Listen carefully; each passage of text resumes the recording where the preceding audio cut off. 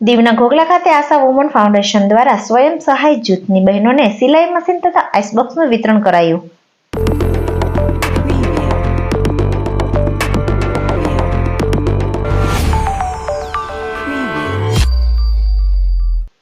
કેન્દ્રશાસિત પ્રદેશ દીવ જિલ્લાના વિવિધ વિસ્તારોમાં જઈ આશા વુમન ફાઉન્ડેશન દ્વારા અલગ અલગ સ્વયં સહાય જૂથની બહેનોને સિલાઈ મશીન તથા આઈસબોક્સનું વિતરણ કરવામાં આવી રહ્યું હતું.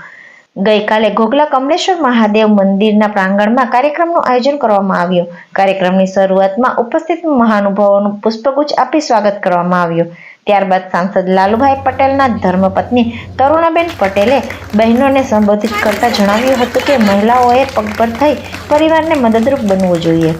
સિલાઈ મશીન આપવાનો મુખ્ય ઉદ્દેશ્ય છે કે તમે તમારી જાતે કપડાં સિલાઈ કરતા શીખો અને પૈસા કમાઈને પરિવારમાં પુરુષ સમોવડી બની મદદ કરી શકો.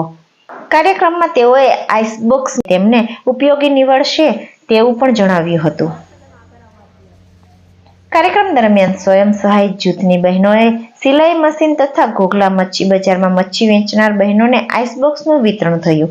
આ પ્રસંગે નગરપાલિકા પ્રમુખ હેમલતાબેન દિનેશ, ઉપપ્રમુખ હરેશ પાંચા કાપડિયા, કાઉન્સિલર નીતા સંદીપ જાદવ, વૈશાલીબેન, રૂપેશભાઈ, ભવ્યેશભાઈ, મહેન્દ્રભાઈ, જયદીપભાઈ તથા આશા વુમન ફાઉન્ડેશનના સેક્રેટરી તન્વીબેન વગેરે ઉપસ્થિત રહ્યા હતા.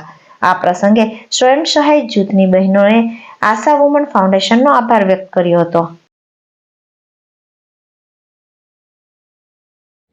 सविताबेन श्यामजी पटेल, टीका जयंतीलाल कापड़िया, निर्मलाबेन रतिलाल,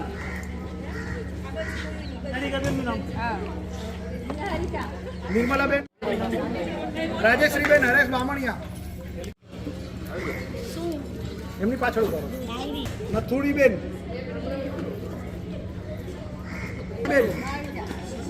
भाग्यवंतीबेन नितिन,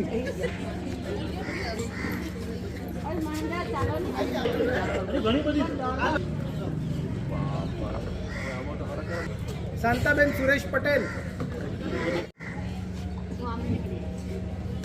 कुसुमबेन रमेश कापड़िया, प्रवीणाबेन वसंत कापड़िया,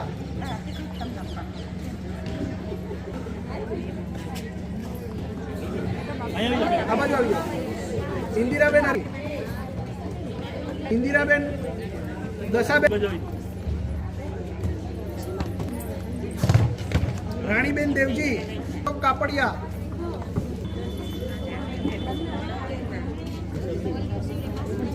प्रभाबेन रति,